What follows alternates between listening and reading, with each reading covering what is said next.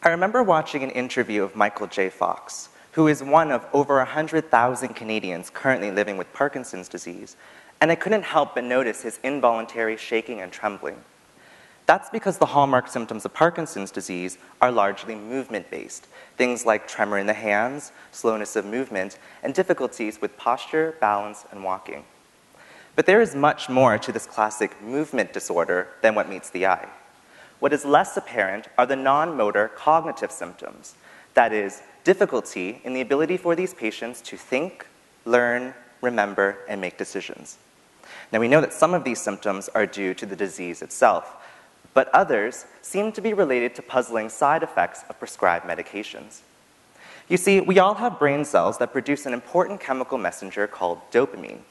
In Parkinson's disease, these dopamine-producing brain cells die at an alarming rate.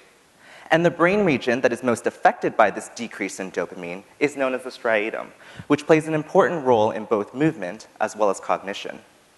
When the striatum doesn't receive enough dopamine, its functions become impaired and motor symptoms emerge.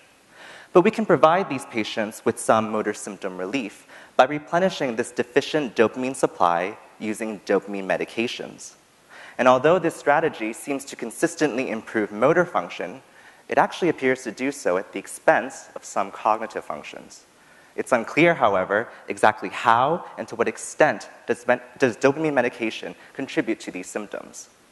And so in my PhD research, I aim to clarify the specific effects of dopamine medications on cognitive functions, and in doing so, will help to shed light on the brain basis of cognitive impairments in Parkinson's disease.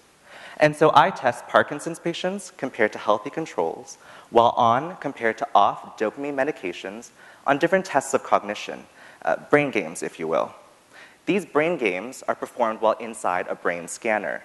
And by combining these two approaches, I'll be able to tease apart those cognitive symptoms and changes to brain function caused by disease from those that are actually caused by dopamine medications.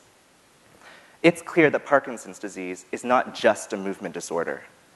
With this research, I hope to improve our current but limited understanding of cognitive symptoms in these patients.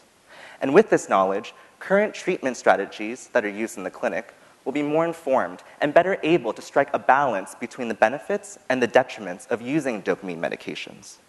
Ultimately, this will translate into the improved care and quality of life for all patients living with Parkinson's disease.